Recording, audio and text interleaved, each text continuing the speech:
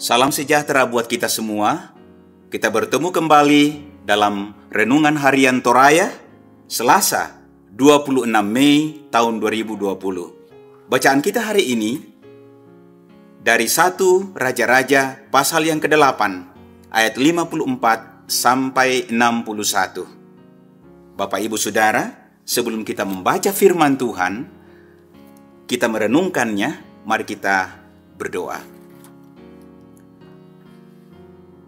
Ya Allah, Bapa, Anak, dan Roh Kudus, kami kembali menghadap hadirat Tuhan. Pada hari ini kami mau membaca firman-Mu, merenungkan firman-Mu. Kami mohon urapan, hikmat daripada-Mu, supaya kami memahami, mengerti, di dalam nama Tuhan Yesus. Amin. Bacaan kita hari ini dari 1 Raja-Raja pasal 8 ayat 54 sampai 61, firman Tuhan berbunyi, berkat dan pujian. Ketika Salomo selesai memanjatkan segala doa dan permohonan itu kepada Tuhan, bangkitlah ia dari depan mezbah Tuhan setelah berlutut dengan menadahkan tangannya ke langit. Maka berdirilah ia dan memberkati segenap jemaah Israel. Dengan suara nyaring katanya, terpujilah Tuhan yang memberikan tempat perhentian kepada umatnya Israel, tepat seperti yang difirmankannya dari segala yang baik yang telah dijanjikannya dengan perantaraan Musa, hambanya. Tidak ada satu pun yang tidak dipenuhi. Kiranya Tuhan Allah kita menyertai kita sebagaimana Ia telah menyertai nenek moyang kita. Janganlah Ia meninggalkan kita, dan janganlah Ia membuangkan kita. Tetapi hendak Allah dicondongkannya hati kita kepadanya untuk hidup menurut segala jalan yang ditunjukkannya, dan untuk tetap mengikuti segala perintahnya dan ketetapannya dan peraturannya yang telah diperintahkannya kepada nenek moyang kita. Hendaklah perkataan yang telah kumohonkan tadi di hadapan Tuhan, dekat pada Tuhan Allah kita, siang dan malam, supaya Ia memberikan keadilan kepada hambanya dan kepada umatnya Israel menurut yang perlu pada setiap hari, supaya segala bangsa di bumi tahu bahwa Tuhanlah Allah dan tidak ada yang lain.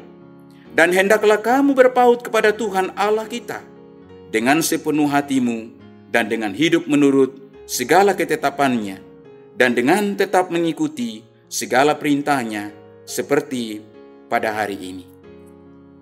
Bapak Ibu Saudara, demikianlah firman Tuhan yang kita dengarkan bersama. Firman Tuhan hari ini diberikan tema pemimpin yang berketeladanan. Tomak panakta mendadi pak tuladanan.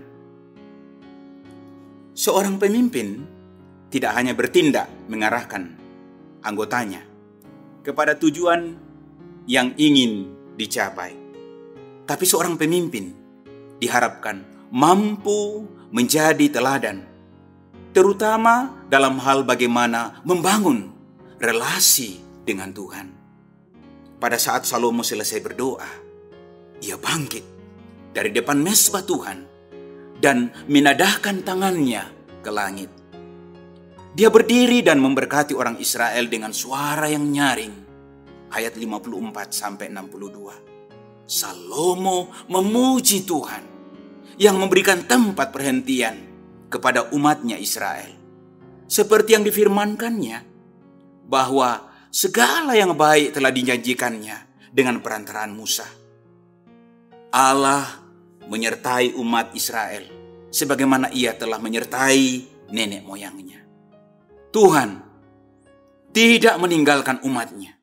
Karena itu, hendaklah Israel menyondongkan hati kepadanya untuk hidup menurut jalan yang ditunjukkannya siang dan malam, supaya Ia memberikan keadilan kepada hambanya dan kepada umatnya Israel, sehingga segala bangsa di bumi tahu bahwa Dialah Allah dan tidak ada yang lain.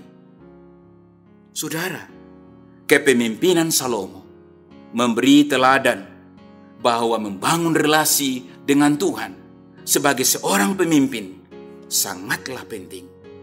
Pemimpin yang takut akan Tuhan akan selalu membawa hidupnya dalam sebuah doa sambil meminta petunjuk dan tuntunan dari Tuhan dalam menjalankan kepemimpinannya.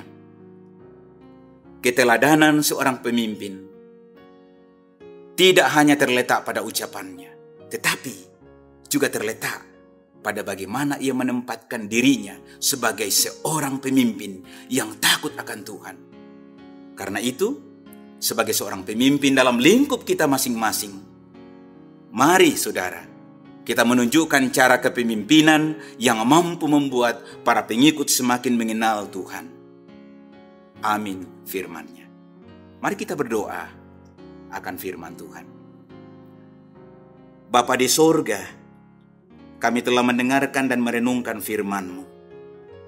Biarlah Tuhan mampukan kami dengan kuasa-Mu menjadi pemimpin-pemimpin yang berketeladanan dalam kehidupan sehari-hari, baik di tengah jemaat maupun di tengah-tengah keluarga.